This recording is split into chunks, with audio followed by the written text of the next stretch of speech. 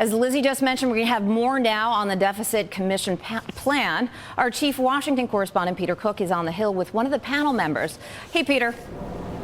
Lisa, thanks very much. I'm joined here by Senate Budget Committee Chairman Ken Conrad. He, as you said, also a member of the deficit panel. Thank you very much for the time. And I got the document here, and in some words, some people have described this political kryptonite. What's going to happen to this plan? You know, I very much hope that something of this magnitude is approved, because it is going to take something of this scale to deal with the problem. This is $4 trillion of deficit reduction over the next 10 years, and that's about what you need to get us back on track. There are a lot of people saying some of these things are dead on arrival already. We've heard Speaker Pelosi call parts of this unacceptable. We've had other critics take shots at this. As you look at this package right now, how much of this can actually survive? You know, I don't know, but what I do know is a failure to act is consigning this country to second-class economic status. That is clear from all that has been provided to this commission. The right has said don't touch revenue. The left has said don't touch entitlements. If you don't touch revenue and you don't touch entitlements, you can't solve this problem. And if we don't solve this problem, the Chinese, who are our biggest creditors, have already this week downgraded our debt.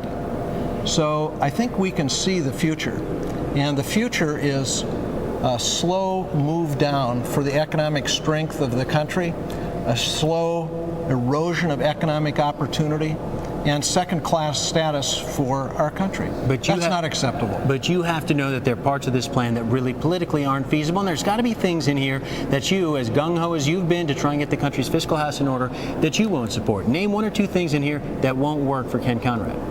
Well, there are a couple of things. Look, I don't want to, in one of the revenue options, does away with the child tax care credit. I don't want to do away completely with the child care credit.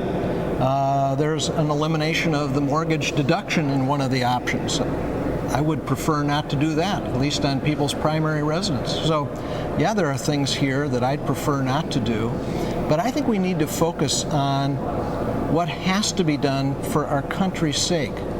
And those who say, don't do this, don't do that, don't do anything, they owe it to the American people to tell us what would they do. What's the alternative? Because I can tell you the alternative, doing nothing, is far more severe in the long term in its effect on our country than this plan or any plan of this magnitude. Really quickly, a couple seconds after the Bush tax cuts, on top of everything else you've got going on, you got to deal with that in this lame duck session of Congress. Is there a deal on the table? Will we see a temporary extension for everyone?